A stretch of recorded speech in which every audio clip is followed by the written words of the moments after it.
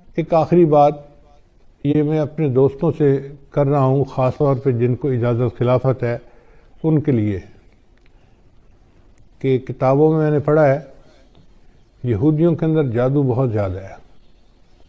یعنی وہ جو فرعون کے دربار میں جادوگر اسلام لے آئے تھے، مسلمان ہوئے تھے، موسیٰ علیہ السلام پہ ایمان لے آئے تھے، تو اس سے پتہ چلتا ہے کہ جادوگر قوم میں شامل ہو گئے تھے.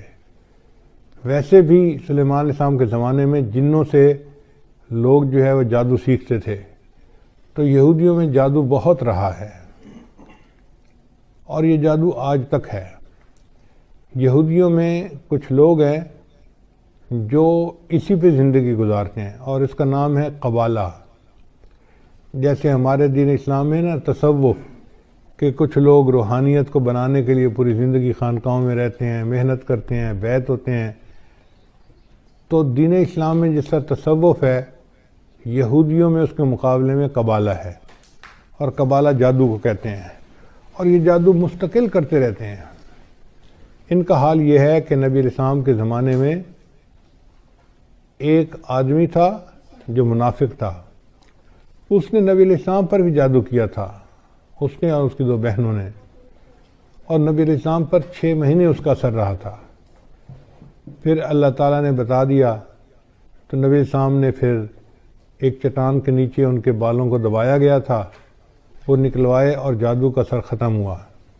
پھر اس کے بعد معوذتین نازل ہوئیں اور اللہ تعالیٰ نے ہمیشہ کے لیے جادو کا توڑ عطا فرما دیا. اب سوچئے کہ اگر اللہ کے حبیب صلی اللہ علیہ وسلم پر بھی جادو کا اثر ہو سکتا ہے تو بھئی ہم کس کھیت کی گاجر مولی ہیں. تو یہ یہودی مستقل جادو کرتے رہتے ہیں. کتاب میں لکھا ہوا تھا کہ ان کے جادو کرنے والوں نے بتایا کہ جب خلافت عثمانیہ کو توڑنا تھا تو ایک ایسا یہودی تھا کہ جس کو مستقل انہوں نے جادو کے لیے بٹھا دیا تھا. جب تک خلافت عثمانیہ ٹوٹ نہیں گئی وہ اپنی جگہ سے ہلتا نہیں تھا. یعنی اس کی مثال ایسے ہے کہ جیسے دلی جماعت والے گشت کے لیے نکلتے ہیں نا، تو ایک جماعت کو ذکر کے لیے بٹھا جاتے ہیں، بھئی جتنی دیر ہم گشت کرتے رہیں گے آپ اللہ اللہ کرتے رہنا، برکت رہے گی. یہودیوں کا یہی حال ہے کہ وہ جب کوئی کام کرنا چاہتے ہیں تو کسی کو جادو کے لیے بٹھا دیتے ہیں.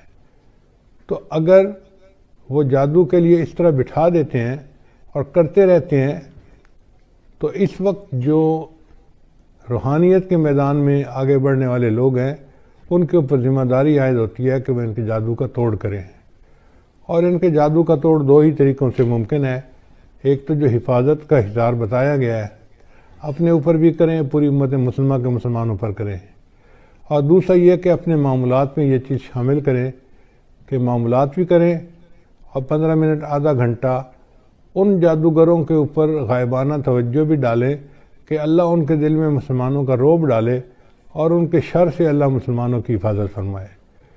تو اس میں ایک تو امریکہ کا جو صدر ہے اس کو بھی شامل کریں، اسرائیل کا صدر ہے اس کو شامل کریں، انڈیا کا صدر ہے مودی اس کو بھی شامل کریں، اور اس میں سارے اسرائیل کے یہودیوں کو اور ان کے خاص طور پہ جو قبالہ کے جو لوگ ہیں ان کو شامل کریں، تاکہ ان کے دلوں پر اللہ تعالیٰ مسلمانوں کا رعب بٹھائے اور ان کے شر سے اللہ تعالیٰ مسلمانوں کی حفاظت فرمائے. یہ ایک عمل ایسا تھا جو ابھی میرے علم میں آیا کہ اس کو کرنا ضروری ہے، اس لیے میں نے بتا دیا کہ خلفاء حضرات خاص طور پر اس بات کو سمجھیں اور اس ذمہ داری کو پورا کریں.